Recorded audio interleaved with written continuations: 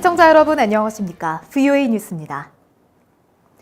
미북 정상회담에서 합의된 한국전쟁 미군 유해 송환을 위한 추가 발굴 협의가 아직도 이루어지지 않고 있습니다. 미국 당국은 내년 봄 발굴 재개를 위한 준비를 이어가고 있지만 북한이 응답하지 않아 유가족들은 크게 낙담하고 있습니다. 박승혁 기자의 보도입니다. 전쟁포로 실종자 가족 연합회장인 릭 다운스 씨는 미북 정상회담 합의 사안인 유해 송환은 정치적 영향을 받아선 안 된다고 밝혔습니다.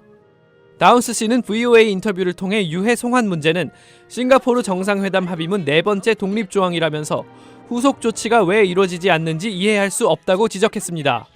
The number 4 bullet point on the agenda, which involves the return of remains, is a standalone aspect of the summit. The politics shouldn't be determining how the remains recovery goes. 다운스 회장은 연내 추가 유해 송환이 어렵게 되자 수십 년간 그랬듯이 기다리는 수밖에 없다며 낙담한 심경을 토로했습니다. 북한 땅에는 1952년 참전한 뒤 실종된 다운스 회장의 아버지 등 5,300여 미군 유해가 묻혀 있는 것으로 추산되고 있습니다. 미 국방부 전쟁포로 및 실종자 확인국 DPAA는 현재 북한 측과 서신 등으로 내년 봄 유해 발굴 재개를 논의하고 있다고 밝혔습니다. 하지만 북한 측에서는 협상에 적극적으로 나서지 않고 있습니다. But I'm not optimistic at this stage because I think absent real progress on the security issues, the North Koreans are not going to reassemble the special team they need to work with American soldiers. 북한은 유해 중 상당수를 추가로 확보하고 있지만 협상에 유리한 카드로 쓰고 있다는 지적도 나옵니다.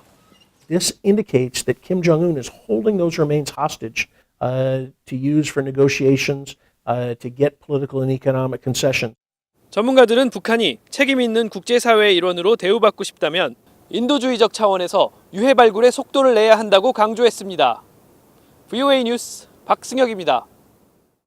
미 의회 의원들은 내년에 미북 비핵화 협상도 회의적이라면서 트럼프 행정부의 강한 대북 압박 정책이 필요하다고 말했습니다.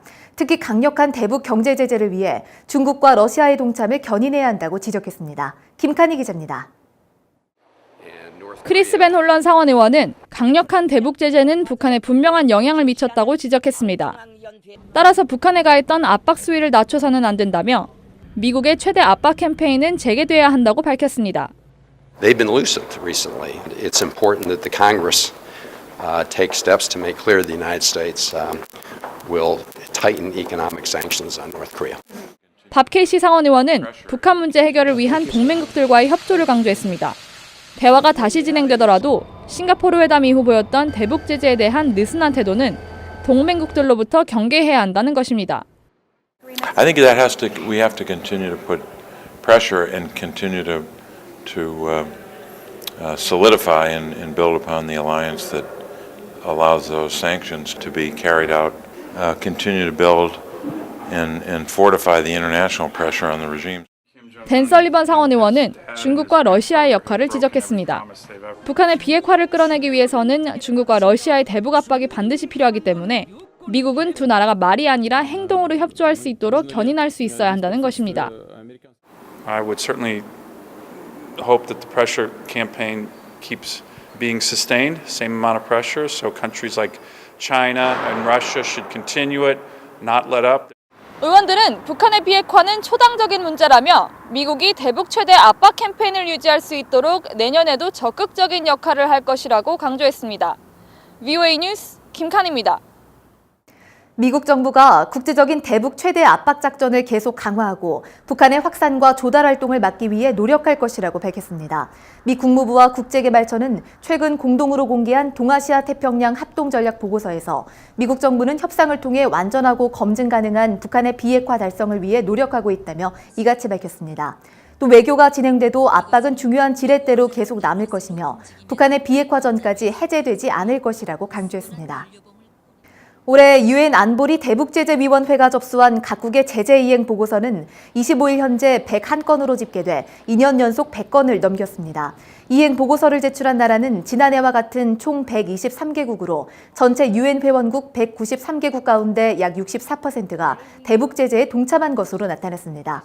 보고서는 각 회원국이 유엔 안보리의 대북 제재를 얼마나 충실히 이행하고 있는지 정리한 것으로 유엔 제재의 구체적 성과를 파악하는 데 쓰입니다.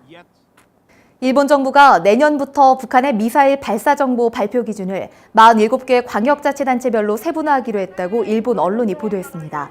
일본 정부는 지금까지 전국 순간 경보 시스템 J-얼럿을 사용한 북한 미사일 대피 등의 정보를 9개 광역권으로 나눠 제공했지만 내년부터는 47개 광역자치단체 도도부연으로 더 세분화해 정보를 제공하고 미사일 통과나 낙하 예상 시간도 발표할 예정이라고 일본 니혼게이자의 신문이 보도했습니다. VOA 뉴스 마칩니다. 시청해주신 여러분 고맙습니다.